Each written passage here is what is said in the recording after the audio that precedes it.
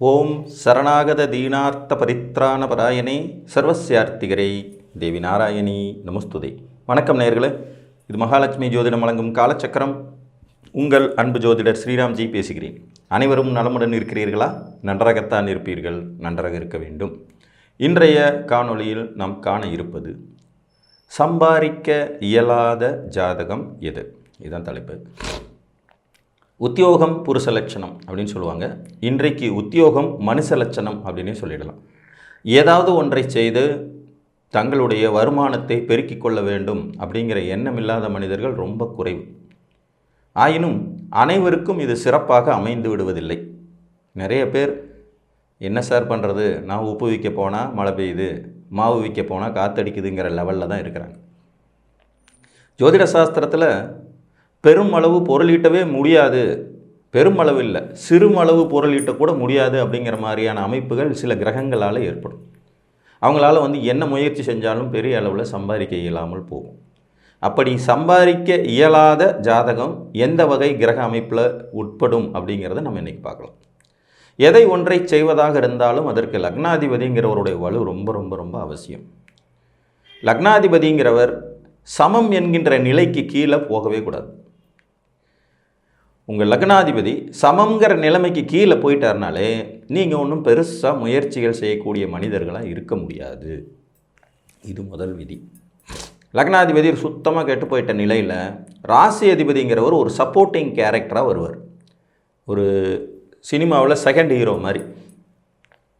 40 வயசு வரைக்கும் ஒன்றும் பெருசாக சாதிக்கலை அப்படின்னாலும் கூட இந்த ராசியின் அடிப்படையில் பின் வயதுகள்லையாவது ஏதோ ஓரளவுக்கு வளர்ச்சி அடைய முடியும் அப்படின்னு சொல்லலாம். இன்னும் சொல்லப்போனால் ஒரு சூட்சமமான புள்ளி விவரம் என்ன சொல்லுதுன்னா, உலகின் மிகப்பெரிய கோடீஸ்வரர்கள், மிக அதிக அளவில் பணம் சேர்த்தவர்கள் நிறைய பேர் 40 வயசுக்கு மேலே தான் சேர்த்துருக்காங்க. 40 வயசுக்கு மேலே, 50 வயசுக்கு மேலே, 60 வயசுக்கு மேலே சம்பாதிச்சவங்களாம் நிறையா உண்டு. அதனால் சம்பாதிக்கிறதுக்கு இதுதான் வயசு அப்படிங்கிறதெல்லாம் எதுவும் கணக்கில் கிடையாது. இருப்பினும் லக்னாதிபதி பலகீனமாக இருப்பதும் லக்னத்தில் பலகீனமான பகை பெற்ற கிரகங்கள் அமர்வதும் உங்களுக்கு சம்பாதிக்கிற எண்ணத்தை ரொம்ப குறைச்சோம். அதே மாதிரி நம்மளுடைய செயல்திறன் ஸ்தானம் அப்படின்னு சொல்லக்கூடிய 3ஆம் இடம், செயல்படுறதுக்கான 3ஆம் இட ஸ்தானம் மிகவும் அதிக பலகீனமாக இருந்ததுனாலும் நமக்கு செயல்படுறதுக்கான எண்ணங்களே இல்லாமல் ஒரு லேசினஸும் சோம்பேறித்தனமும் இயற்கையிலே வந்துடும். இந்த 1, 2, 3 இந்த 3 வீடுகளும் கெட்டு போயிட்ட ஒரு ஜாதகத்துக்கு சம்பாதிக்கிற ஆசையே வராது. அவங்க என்ன முயற்சி பண்ணினாலும் சம்பாதிக்கவும் முடியாது. ஒரு உதாரணம் பார்க்கலாம். ஒரு கடகலக்ன ஜாதகர். இந்த கடகலக்னத்துக்குடைய சந்திரன் நீச்சம் விருச்சிகத்தில். ஸோ முதல்ல லக்னாதிபதி கெட்டு போயிட்டாரா. அடுத்தது கடக லக்னத்தில் சனி, 2ஆம் இடத்துல ராகு செவ்வாய், 2 பேரும் 2 டிகிரிக்குள்ளே இருக்காங்க. கடக லக்னத்தில் சனி, 2ஆம் இடத்துல ராகு செவ்வாய், 3ஆம் இடத்துல பார்த்திங்கன்னா 3 கூடைய புதன் மீனத்தில் போய் நீச்சம். மீனத்தில் நீச்சம். கும்பத்தில் சூரியன் சுக்கிரன், கும்பத்தில் சூரியனும் சுக்கிரன். இங்கே லக்னாதிபதி தேய்பிரை சந்திரனாகி நீச்சம், குடும்பஸ்தானத்தில் பாவக்கோள்கள், 3ஆம் அதிபதி முயற்சிகள் ஸ்தானாதிபதி நீச்சமாக போய் கெட்டுப்பட்டார். எனக்கு தெரிஞ்ச நண்பருடைய ஜாதகம் தான் இது. இவர் லைஃப்பில் ₹1 கூட இது வரைக்கும் சம்பாரிச்சது இல்லை. அதுக்காக சாப்பாட்டு கஷ்டப்படுறாருன்னு கேட்டால் அப்படிலாம் இல்லை.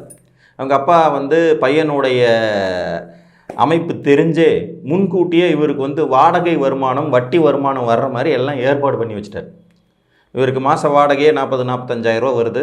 அது போக பார்த்திங்கன்னா bank fixed deposit, finance fixed deposit சொல்லி அது ஒரு 60,000-70,000 வருது. மாதம் ஒரு ₹1,00,000 மேலே சம்பாதிக்கிறார். அவன் சம்பாதிக்கிறார்னா இவர் இல்லை, இவருடைய தகப்பனாரே இவருக்கான ஏற்பாடுகளை செஞ்சு வச்சுட்டு போயிட்டு ஒரு ஜாதகம். அப்போ இவர் ஏதாவது செஞ்சுருக்காரான்னு கேட்டால் எதுவுமே செய்ய மாட்டார். எனக்கு எது செஞ்சாலும் பிடிக்காதுப்பா, பிடிக்கிறது இல்லை, எனக்கு முயற்சி பண்ணுறது பெருசாக பிடிக்காதுன்னு சொல்லிகிட்டே இருப்பார். காலையில் எழுந்திருப்பார், பேப்பர் படிப்பார், டிஃபன் சாப்பிடுவார், அப்படியே ஒரு ரவுண்டு வெளியில் போயிட்டு வருவார், மத்தியானம் சாப்பிடுவார், நல்லா தூங்கி எழுந்திருப்பார், சாயந்தரம் எழுந்திருப்பார், வாக்கிங் போவார். இப்படி தான் அவருடைய லைஃப் ஸ்டைல். கிட்டத்தட்ட 20 ஆண்டுகால நண்பர். இப்போ அவருக்கும் வயசு கிட்டத்தட்ட 54 வயசு இருக்கும். அப்போ சம்பாதிக்கவே இயலாத ஒரு ஜாதகம், ஆனால் சாப்பாட்டுக்கு கஷ்டப்படலாம். புரியுதுங்களா? உங்கள் லக்னத்திற்கு 1, 2, 3ஆம் இடங்கள் மிக கடுமையாக பாதிக்கப்பட்டிருந்ததுன்னா உங்களால் சம்பாதிக்கவே முடியாது. சம்பாதிக்கிற ஆர்வமும் வராது, சம்பாதிக்கிற எண்ணமும் வராது. இப்போ நான் மேற்கூறிய நபரின் அப்பா இதை உணர்ந்து அவருக்கு வேணுங்கிறத செஞ்சு வச்சுட்டார். இன்னும் சிலரெல்லாம் இருக்காங்க, 3 மாதத்துக்கு ஒரு வேலை பார்த்துட்ருப்பாங்க, 3 மாதத்துக்கு ஒரு வேலை மாறிக்கிட்டே இருப்பாங்க. திடீர்னு பார்த்தீங்கன்னா காய்கறி கடை வச்சேன் அப்புறமா பார்த்தீங்கன்னா வாட்ச்மேன் வேலைக்கு போயிட்டு இருப்பேன் அப்புறம் பார்த்தீங்கன்னா கட்டட வேலைக்கு 2 நாள் போனேன் அப்புறம் 3 மாதம் சும்மாவே வீட்டில் உட்காந்துட்டு இந்த மாதிரி நபர்களையும் நீங்கள் பார்க்க முடியும். சம்பாதிப்பதற்கான ஆர்வம் இல்லாமல் போயிடும். உங்கள் லக்னாதிபதி சமம் என்கின்ற நிலைக்கு கீழே போகும்போது தனஸ்தானத்தில் அல்லது தனாதிபதி மிக பலகீனமான நிலையை அடையும் போதும் முயற்சிகள் ஸ்தானம் என்று சொல்லக்கூடிய 3ஆம் இடம் மிக கடுமையாக பாதிக்கப்பட்டிருக்கும் போதும் உங்களால் சம்பாதிக்க முடியாது. சம்பாதிக்கிறதுக்கான எண்ணமும் வராது, ஆசையும் வராது. பூர்வ புண்ணியம் நல்லா இருந்து பாக்கியஸ்தானம் நல்லா இருக்கும்போது ஆட்டோமேட்டிக்காக உங்களுக்கு வேறு ஏதேனும் வழிகளில் நல்ல வருமானம் வரும். இன்னொரு உதாரண ஜாதகம் பார்க்கலாம். இது கும்பலக்னம். இவருக்கு லக்னாதிபதி சனி 3ஆம் இடத்துல நீச்சம். இப்போ 3ஆம் இடமும் கெட்டு போச்சு, லக்னாதிபதி ஒரே நேரத்தில் 2 முடிஞ்சிச்சு. 2 கூடைய தனாதிபதி குரு 12ல் நீச்சம். 2 கூடைய தனாதிபதி குரு 12ல் நீச்சம். 7ஆம் அதிபதி சூரியன் 10ல் திக்பலம். இவரும் என்னோட நண்பர் தான். இவருடைய மனைவி உத்தியோகத்துக்கு போகிறாங்க, சென்ட்ரல் கவர்மெண்ட்டில் வேலையில் இருக்காங்க. இவர் எந்த வேலையுமே பார்க்க மாட்டார், வீட்டு வேலை பார்ப்பார். வீட்டு வேலையை நீட்டாக பார்த்து அவங்கள வேலைக்கு அனுப்பிச்சி விட்டுவார். பிள்ளைங்க ஸ்கூலுக்கு போகுது, ஸ்கூலுக்கு விட்டு வந்தால் அவங்களுக்கு டியூஷன் எடுத்துகிட்டு இருப்பார். அதாவது ஹவுஸ் ஹஸ்பண்ட் அப்படின்னு சொல்லலாம். இவரும் சம்பாதிக்கவே இல்லை. இவருக்கு சொந்த வீடு இருக்குது, அது இல்லாமல் 2 வீடு கட்டி வாடகைக்கும் விட்டுருக்குறாங்க. எல்லாமே அவங்க மனைவியின் தயவு, அதன் மூலம் வந்த வருமானம். அவங்க நல்ல வேலையில் இருக்காங்க. கிட்டத்தட்ட இவருக்கும் 52 வயசு ஆகிடுச்சு, அவங்க மனைவிக்கு 50 வயசு ஆகுது. இன்னும் 7-8 வருஷத்தில் ரிட்டையர்மெண்ட் ஆக போகிறாங்க. இவர் எந்த வேலைக்குமே போனது கிடையாது. நடுவில் ஒரே ஒரு முறை முயற்சி செய்து தொழில் செஞ்சார். ஆனால் அது மொத்தமாக லாஸ் ஆகிடுச்சு. ஒரு 15-20 லட்ச ரூபா கடன் பண்ணி விட்டு அதுக்கப்புறம் அதை கட்டினாங்க, அவ்வளோதான் முடிஞ்சு. இப்படியான அமைப்பு. லக்னாதிபதி முதல்ல முயற்சிகள் ஸ்தானத்தில் நீச்சம் அடைஞ்சிடறாருங்களா. தனாதிபதி 12ஆம் வீட்டில் மறைஞ்சு நீச்சம் அடைஞ்சிடுறார். ஆனால் 7ஆம் அதிபதி 10ஆம் இடத்துல திக்பலத்தோடு வலுவாக இருக்கார். மனைவியின் மூலமாக வருமானம் வரக்கூடிய யோகிதை உள்ள ஒரு ஜாதகம். இவருக்கு லாபஸ்தானத்தில் சுக்கிரன். லாபஸ்தானத்தில் சுக்கிரன் இருக்கிறனால வாழ்க்கை துணையால் லாபம் வருது. அப்போ 1, 2, 3 என்கின்ற இந்த மந்திர வீடுகள் உங்களின் வருமானத்தையும் பொருளாதாரத்தையும் உங்கள் முயற்சியையும் தன்னம்பிக்கையும் குறிக்கக்கூடியது. எப்போவுமே லக்னாதிபதி பலகீனமாகும் போது நமக்கு தன்னம்பிக்கை குறைஞ்சு போயிடும். அந்த செல்ஃப் கான்ஃபிடென்ஸ் அப்படிங்கிறது குறைஞ்சு போன பிறகு நான் என்ன செய்கிறது அப்படிங்கிற மாதிரி ஆகிடுவோம். அபூர்வமாக நீங்கள் நிறைய ஜாதகங்களை இந்த மாதிரி பார்க்க முடியும். எந்த விதமான சம்பாத்திய வலுவையும் பற்றி கவலைப்படாமல், ஆனால் அவர்களுக்கு ஒரு அடிப்படை தேவைகள் பூர்த்தி செய்கிற அமைப்புகள் இருந்துக்கிட்டே இருக்கும். இன்னும் சில ஜாதகங்களுக்கு அந்த அடிப்படை தேவைகளுக்கே வாழ்க்கையில் போராடிக்கிட்டே இருப்பாங்க. ரொம்ப கஷ்ட ஜீவனமாக இருக்கும். ஃபேமிலியில் பார்த்தீங்கன்னா மற்ற உறுப்பினர்கள் ஏதோ வேலைக்கு போய் மனைவி குழந்தைகள் வேலைக்கு போயிட்டு அந்த குடும்பங்கிறது போயிட்டுருக்கும். இவர் பெருசாக சாதிக்கிறதுக்கு ஒன்றுமே இல்லாத மாதிரியான நிலை ஏற்படும்.